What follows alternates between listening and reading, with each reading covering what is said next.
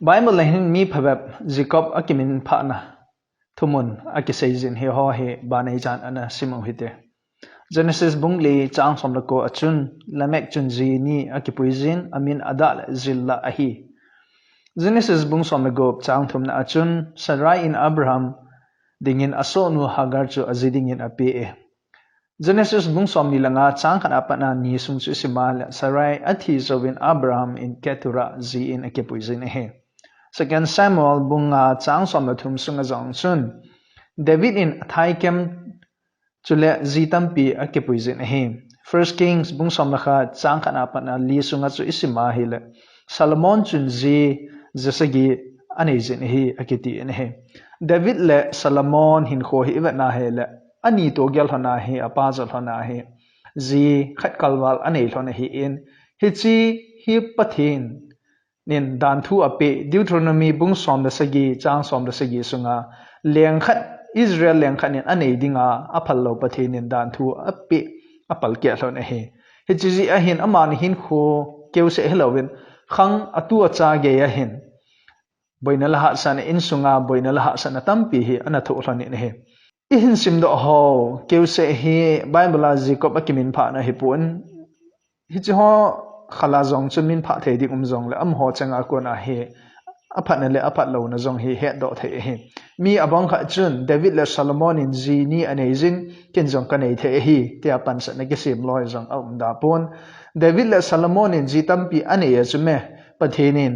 aphona pathin adi poitia asei na zong poitia hi amal ama thim kitchen go azang da pu he diu khat chu David le Solomon in zini aneji ji khat kalwal anei hon he pathin thun aphal lo khat he in pathin thu apal ke hlon je a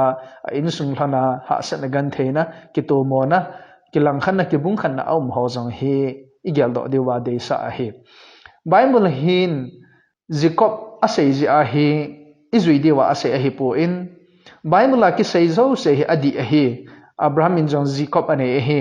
David le Solomon in Jacob ane hi a hin la Bible ki sei zo se thumun hi adi zo ke a hi wa nga hi abon cha hi zui dinga ki sem hi lo hi zui loading phabab jong ki sei hi apha adi ki sei ho hi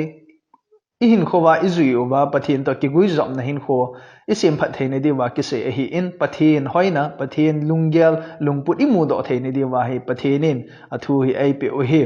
za achu akisei zo se hi bol ngai a hi nai ai lawal akisei zo se hi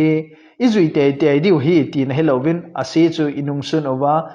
ase akona thilpha izil da owa apha akona pathin deisa na thilho ibol do zo deu pa he Bible thu hil a hi ya chu Jacob hi akisei wa nga he Bible a he hi chi hi pathinin mihim dia zo se zui dinga hi asim hi de lo hi kitip na thala ma zong chun First Timothy bung ni chang ni na ai lawala chang som la ni na azong chun lam kai ding khat chu Jacob hi lo ding a hi tin asayin chuki zong la lam kai ding khat ho bung khat na pasor ding khat ai lawala pathin mi te ve sui ding khat chun mi zo se sanga sei phat chang hi zo ding a hi ti in asai ne he Titus bung khat chang gup sunga zong chun pathin hol ha cha khat ai lawala holam kai ding khat chu mi zo se sanga chung nung zo thin na lam hian la hin kho iza kai chunga mi zo se chunga sei phat chang hiding a hi ati na zong hi akimu in he mi kon khat chun Jacob loading tia kitip na tha sunga kimin pa he pastor holding bo hi tia gyal loi zong da po he pathin thu hi ibon cha wa ding a hi hi cha ki sei Jacob loading ki ti hi thilpha a hi in pastor ho keu se reading a hi po in pastor ho hin khwa adi na a hoina pa jong chu nang le ke hin khwa jong hi ita lo ngai hi ti jong hi iga ki hil no mu thu mun khat a hi ya chu hi chi a Jacob loading thu hi kinil na be se a hi po in he deu khat chu sem dela pa kai pathenin Adam le Eve ana se ma chu Adam adinga he numeini ta ana sem helo he Eve adinga jang chu pasal ni ta he ana sem helo he numei khat pasal khat Christian insung sem khoma pathin nen angan se na hlan su bul he thein dinga chu amani akona he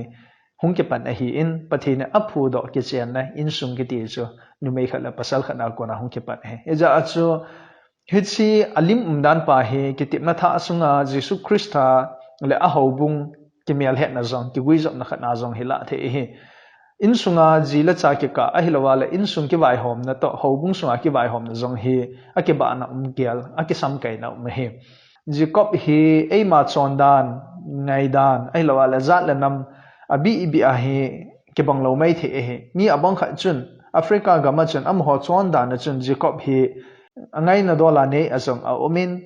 Muslim ho a hilawala Islam sa khu a sei dinga chun Jacob he boina be se hello he a hin la ai ho chon nang ngai dole pula pa te khanga ko na in cpu khat chu nu mei khat pasal khat ke ka a ke chen na hi a hi in hi chi hi bible thu to ake to na jang au min izui chi de wa hi de sa a he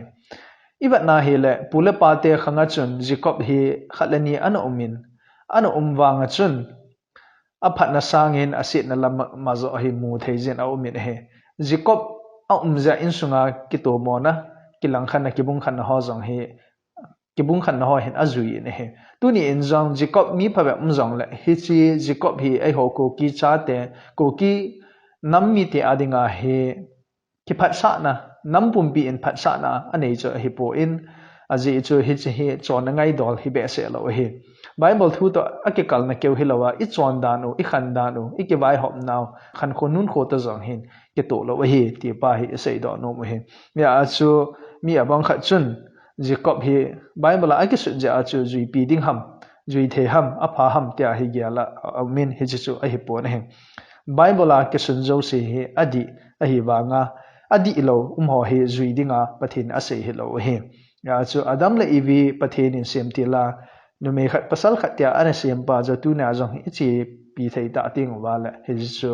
inam pi wa ding adam na in sunga ding adam na ahung thung ding ahung khang len ding cha le naw te ading adam na chu ki zong le pathin lung dei lam po do naw khat hiding a hi ti hi sei do no mo he